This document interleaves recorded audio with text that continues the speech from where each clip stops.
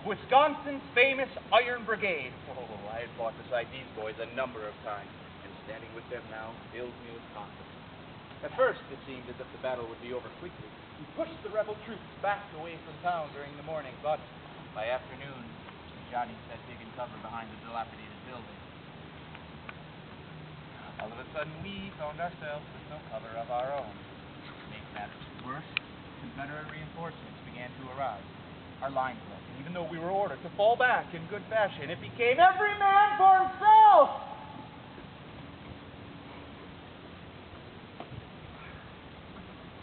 Hundreds of Union soldiers were captured.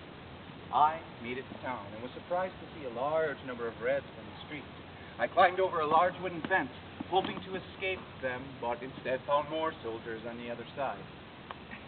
I ran up to a house and gave the woman living there the two swords I held. One was my own, and one I had taken from a Confederate I had captured earlier that morning. I instructed her to defend herself with them and that I'd return, hopefully soon, to recover them. Then I managed to make my way to a hospital where the wounded had been taken all day. It was there that the Johnny Rebs captured me. They raised their guns and ordered that I fall in with them.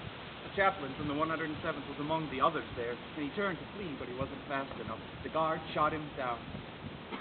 That was enough to convince me not to run. We were taken prisoner and moved behind the enemy's line. Over the course of the battle, we could tell the fighting wasn't going as well as the Confederates would have liked. This gave me a sense of satisfaction, but it didn't sound like the Union soldiers were doing much better. On the third day, we marched south. The guards offered us parole, but I refused to take it. So for the next 18 months, I was a prisoner of war. The first 10 months of my confinement were spent at the Libby in Richmond, Virginia. It was there that I learned bribes. It could go a long way in getting food and other necessities. Anything could be smuggled in. Price was right. Still, it was a miserable place. The suffering was great. The sick had little medicine and lay suffering until death took them. What little food was offered to the prisoners was often rotted or otherwise unusable. Many escapes were attempted. Those who did were often recaptured or killed. Although I heard rumors about some who made it back to Union territory. After Libby, I was moved to Danville, Virginia, later to Macon, Georgia, where I was held 3 months in the stockade at Fort Oglethorpe. Every place was worse than the one prior.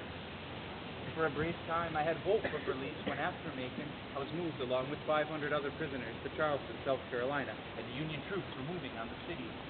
Unfortunately, the rebels removed us from the city and imprisoned us at Camp Sorghum, Columbia, and any thoughts I had of rescue were destroyed. Then, I made up my mind to escape. I would rather die trying to taste freedom than of malnourishment and disease inside the prison walls. On October 23rd, 1864, I and 2 friends, William Shelton and Edward Sills, began our escape. We had been assigned to collect wood along with several other men outside the prison. Normally, the gatherers used blankets to carry the wood. So, before the escape, we carefully stowed a compass and a few other items inside the blankets. Then, we forged 3 sets of parole papers and presented them to the guard, who let us walk right on out of the prison in broad daylight. We gathered our blankets outside the wall and hid in the woods until nightfall. Oh, we knew it would be long before the guards realized they had been duped. Using a firefly to light the compass, we traveled west of the Union lines in eastern Tennessee, stayed near streams, often wading through them for miles. To confuse the guards and dogs that began to chase us. For days, the 3 of us traveled through swamps and woods, living off of an occasional turnip and tree bark. We didn't dare light a fire. We were signaling where we were. One night, while searching for provisions, we came across a party of Negroes burning charcoal. They were holding a prayer meeting and took us into their camp. They gave us a small potato and a dried goat ham. The ham was light as pork, riddled with wormholes and hard. as a petrified sponge, but to the three of us, it was a feast. In the days and weeks to come, we had many close calls with the rebel force. We hide and rush, not daring to breathe, fearing to be shot, or worse, get recaptured. The patrolling soldiers crossed within arm's reach of where we hid. The journey was hard and very slow. We stayed off of roads and away from town. By December, we had still not reached the safety of the Union line. News of our escape was widespread, and we were in very real danger of being caught. Suddenly, we heard the sound of yelping dogs behind us.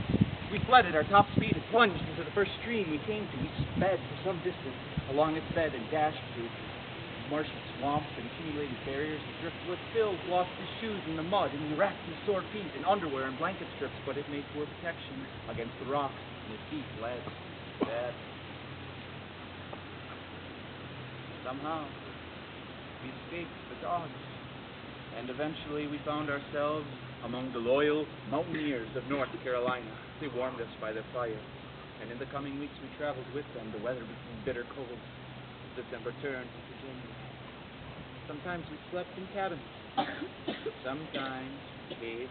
They shared their food with us, and their spirits were raised. Then one night, a band of Confederate troops burst into the cabin where we were resting and took us all prisoners. Myself, Bill, and the people who were helping us. For more than 2 months, we eluded our captors, and in one quick night, our flight was over. We marched for several days towards Asheville. The Cherokee Indian was allotted to each prisoner with explicit instructions to blow out our brains at the first attempt at escape. Our future looked bleak indeed, and we made a sorry-looking party plodding down the road. However, one night, while dinner was being prepared, Bills and I found ourselves out of sight of our guards and took off instantly for the trees. With every step, we imagined the sounds of muskets being fired. But we shot came. We made it to the cover of the trees and kept running. We were back to the days of eating winter berries and tree bark. We slept in fits in the snow. Finally, on February 8, 1865, in ragged Confederate uniforms, we reached the Union lines at POW Camp Sorghum. Soon after our escape, the war ended. Prisoners on both sides were exchanged and went home to their families. Often I was asked if I thought my escape was worth the effort. If I had stayed in prison, there would have been so a short while longer. My answer is simple. I didn't know at the time that the war's end was so near.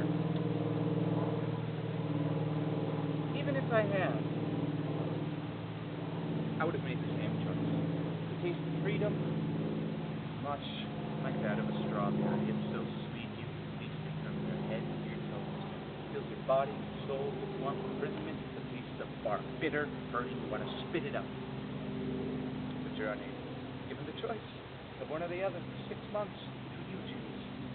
I escaped Camp Sorghum, bought a farm in Wisconsin, raised a family, and savored the taste of strawberries for the rest of my days.